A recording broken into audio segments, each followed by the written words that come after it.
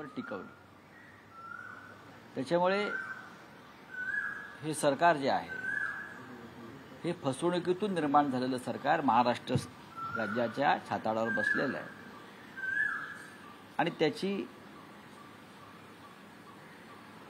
त्याचं आता हे आहे आयुष्य हे अजून 2 किंवा 3 महिन्याचं आहे. लोकसभा निवडणुकीमध्ये या सरकारला लोकांनी लाथाडलं, नाकारलं आणि विधानसभा निवडणुकीत सुद्धा या सरकारचा दारुण पराभव होईल. आता त्यांचं म्हणणं आहे की आम्ही उठाव केलेला आहे, त्यामुळे हा शिवसेना खरा पक्ष आमचाच आहे, असं देखील त्यांचं म्हणणं आहे. असं आहे की मिंधे काय म्हणतात त्याच्यावरती जग चालत नाही. कसला उठाव त्यांचा? चोरांचा उठाव, दरोडेखोरांचा उठाव. असं कधी होतं का? तुमच्यात हिंमत होती तर तुम्ही स्वतःचा पक्ष स्थापन करून स्वतःच्या चिन्हावर निवडणुका लढायला हव्या होत्या. लोकसभा निवडणुकीत मिंध्यांनी जिथे जिथे ते उभे राहिले तिथे लाखो मतं विकत घेण्याचा प्रयत्न केला. हेलिकॉप्टरमधून कसे पैसे उतरत होते आपण पाहिलंय. मिंधे मुख्यमंत्री अनेक मतदारसंघात 4-4 दिवस जाऊन हॉटेलच्या रूममध्ये बसून कसे पैसे वाटत होते हे आपण पाहिलंय. त्याच्यामुळे उठाव कसला?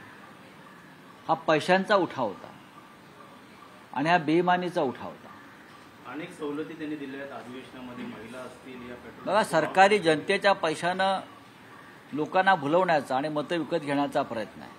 लोकसभा निवडणुकीमध्ये थेट लोकांना मतदारांपर्यंत पैसे पोचवून मतं विकत घ्यायचा प्रयत्न केला.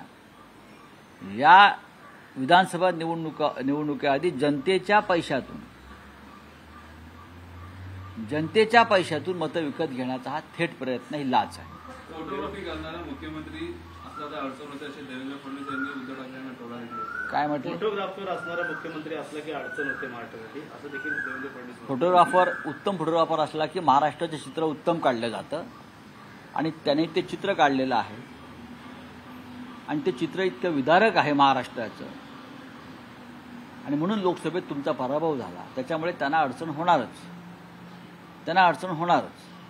देवेंद्र फडणवीस हे आता महाराष्ट्राच्या राजकारणात दखलपात्र राहिलेले नाहीत, इतकंच मी सांगू शकतो. सर, कल जयंत पाटिल ने कहा बजट सेशन के ऊपर की चदर फटी इसलिए खैरात फटी, वो तो है ना, वो तो है. जनता का पैसा है, स्टेट का पैसा है. चुनाव के मद्देनजर, चुनाव विधानसभा का, आप अभी से खैरात बांट रहे हो चुनाव के लिए. लोकसभा में आपने मतदाताओं को स्ट्रेट मनी दिया, घर घर में जाकर पैसा बांटा और इस बार आप शुरुआत की है जनता की तिजोरी का पैसा खैरात जैसे बांटने का. ये तो ठीक है. संजय जहां जेडीयू की वर्किंग प्रेसिडेंट को नियुक्त किए गए हैं. अच्छी बात है ना, उनके पार्टी का सवाल है, मैं क्या बोलूं. सर, उनकी सोच जो है बीजेपी की, वो आरएसएस से नॉर्मली आए हुए हैं. कौन? किस तरीके से आपको लगता है कि सर वो अध्यक्ष बने हैं? जिस तरीके उद्धव ठाकरे जो बीमार थे, शरद पवार जी नॉर्मली उनकी एज हो गई थी, कहीं ना कहीं आपको लगता है कि नीतीश कुमार पे भी उस तरीके का उन्होंने. देखिए, नीतीश कुमार वो पहले वाले नीतीश कुमार नहीं रहे हैं जो लोकतंत्र बचाने के लिए कभी जेल में गए थे, संघर्ष करते थे, जयप्रकाश नारायण के बहुत करीबी रहे थे. अब नीतीश कुमार की तबीयत, उनकी हेल्थ, उनकी मानसिकता बहुत ही खराब है.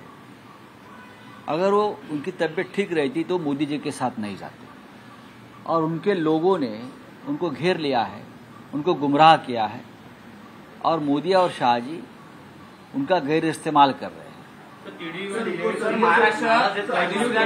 कर्जबाजारी राज्य ठरलेलं आहे, आणखी 1 कोटी कर्ज होणार आहे. वो मग 2 वर्षामध्ये काय केलंय मिंदे सरकारनं त्याचा पुरावा आहे ना. जे सरकार फसवणुकीतून आलं आणि हे सरकार कर्जबाजारी राज्य ज्यांनी बनवलं, महाराष्ट्रातला उद्योग गुजरातमध्ये जाऊ दिला, ते आज आपल्या 2 वर्षाच्या वर्षपूर्तीचं ढोल वाजवतायत. हे या राज्याचं दुर्दैव आहे. टीडीपी आणि जेडीयूची खासदार काही नाराज आहेत, त्यामुळे नक्कीच या सरकारमध्ये पुन्हा अडचण निर्माण होईल. पाहू ना.